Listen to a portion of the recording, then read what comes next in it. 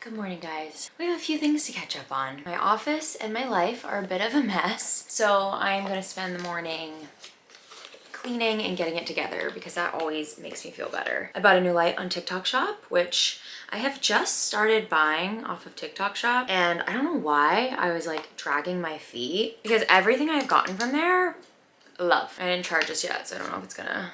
Woo! Oh my God. Oh my God. Why is there a red light? Okay.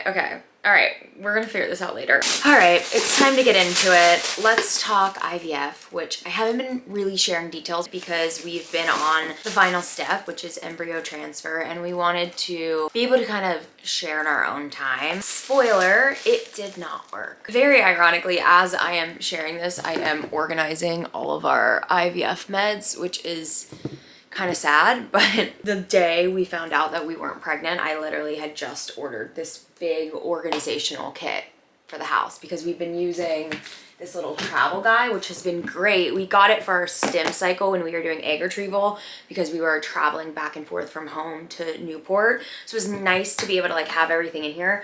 But now that we're home and Taryn does my injections here, I just want to have something on my desk that she can easily like grab in. So I just got like a desk organizer. It's just like one of these big things with a bunch of drawers that I figured post IVF I'll also be able to use it for just general storage. Because what I didn't know until very recently, you do your injections until you are 11 weeks pregnant. So even once you're pregnant, which I thought I would be, you still have to do injections twice a day and sometimes 3 times a day. So I don't know. I like to be organized. Let's be real, I can't multitask, so I can't be doing this. Let's just talk. Okay, I'm not gonna cry. I'm not gonna cry. I have nothing left in my body to give. I'm so dehydrated from both my tears, and I was blessed with the stomach flu during all of this as well, which was so fun. Really just kicking a girl while she's down. So let's rewind to 2 weeks ago, Tuesday, February 4th. Taryn and I went in for the embryo transfer. We were so excited. Such a magical experience. The doctor's office is so nice. Everyone is so sweet there. They had written on the little paper that's on the bed, "Welcome Camden." It's just such a good vibe. It feels so positive. It feels so uplifting. I opted in to get acupuncture, so they do acupuncture before and after the transfer. It's supposed to really help and up your odds. I still believe that, but it just wasn't the case for us, unfortunately. Started acupuncture. The woman who did it was just like a little angel. She made me feel so calm and peaceful. She came back in, removed all the needles, and my doctor came in and get started. They like put in the little clamp to open you up, which I hate. It's so uncomfortable and just like, it feels wrong. Like my body's like, whoa, that's not supposed to be happening, but it's manageable. It's not painful. This whole process is not meant to be painful at all. Everyone says it's like very anticlimactic, even though it's the biggest part of IVF. But mine was a little bit more climactic because we ran into a little issue. So the embryologist comes in and she goes to deliver it to my doctor, and she like announces the embryo entering the room, says like which embryo it is. They like keep checking. You sign all this paperwork to make sure it is the correct embryo. While she's bringing it in, he's like, "Ooh, your uterus is tilted," which I did bring up because I did a pre-nuvo scan where they do like a full intensive body MRI, and they tell you anything that could and is wrong with your body. And one of them is that I know that my uterus is a little bit inverted. It's not a problem. My mom has it too. It's just like, it's not a big issue. When you are implanting the embryo, it can be a little bit of an issue. Luckily, my doctor is incredible and a pro, so he wasn't really like that concerned about it, and he immediately knew what to do.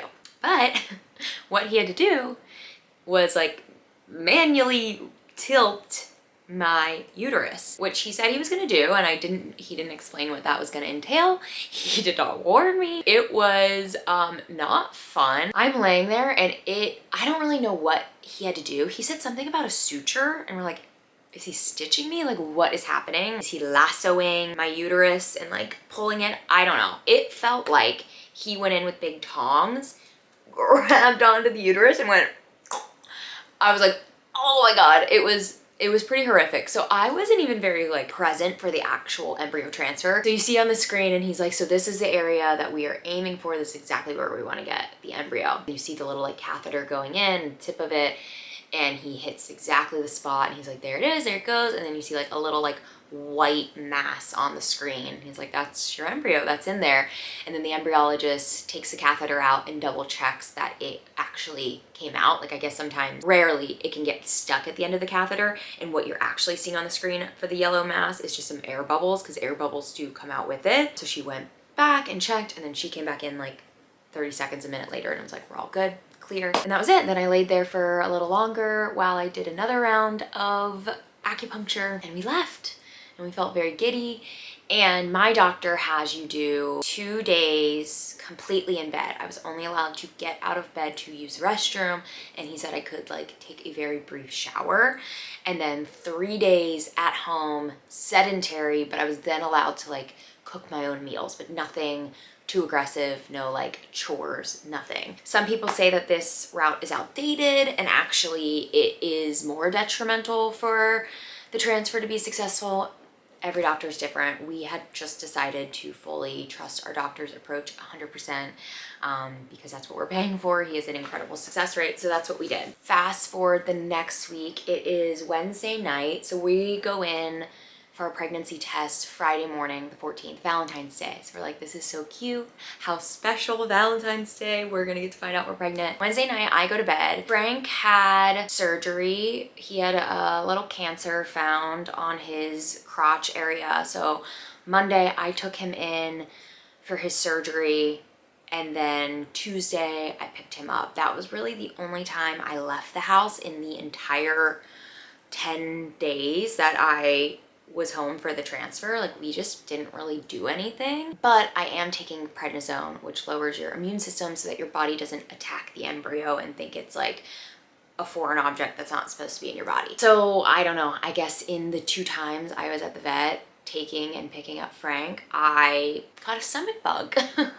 I am not gonna traumatize y'all with the details, but if you've had the stomach bug, you pretty much know what happened. So Friday morning, we get up really early, we drive out to Newport, get there at 6:30, go in, do the blood test. Like we're so giddy. Our nurse is so excited for us. We like take pictures with our nurse. Like, oh, it's so sad to think how optimistic we were. I really felt pregnant, and it's confusing because the signs of pregnancy are also the signs of the progesterone that you're on, and it's also the signs of like PMS. So it's hard to tell, but I genuinely thought that I was. Like I just really felt like I was. We got home and we weren't even home for like 20 minutes. I was numbing my side to take my progesterone injection, and we get a call from the doctor, and immediately I kind of panicked because they said he'd call us around noon, and it was like, I don't know, not even 9 a.m.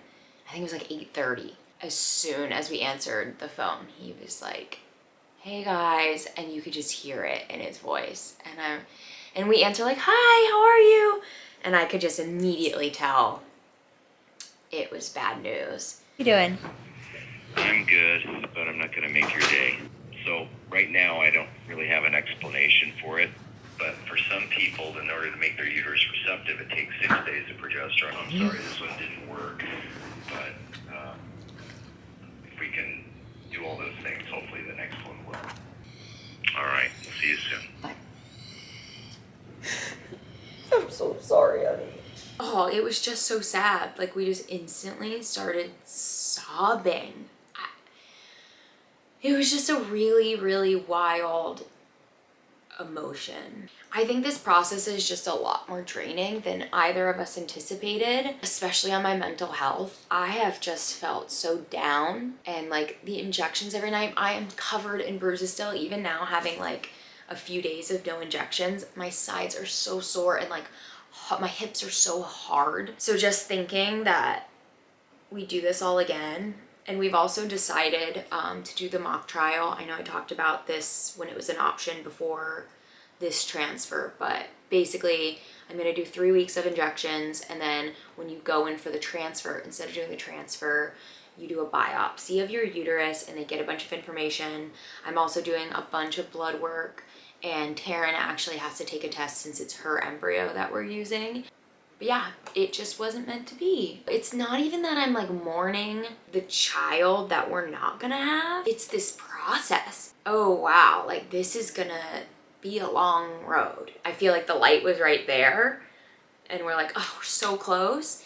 And then it was just like a light bulb and not the end of the tunnel. And we're like, oh, okay. The goalpost just keeps moving. I think eventually we'll become pros at this and hopefully learn to just like live in the chaos, and at least our babies are gonna know that they are so beyond wanted because this is just not easy. All right, I am going to get my shit together today. I have spent the last, I don't know how many weeks, just like on the couch or in bed and just sad and overwhelmed and down. And that's not good for my mental health either. So I'm gonna put on some music, organize my fertility stuff so that this process is as smooth as possible. This is so much better. I don't know where my label maker is, but I need to find it so I could like label what each thing is so that Taryn, whenever she's setting up my injections, can just be like, okay, here's the medicine, here's the syringe. Oh, this is so much nicer. I also am going to link this organization kit, our travel one, and anything that's made IVF a little bit easier for us. I have my travel heater.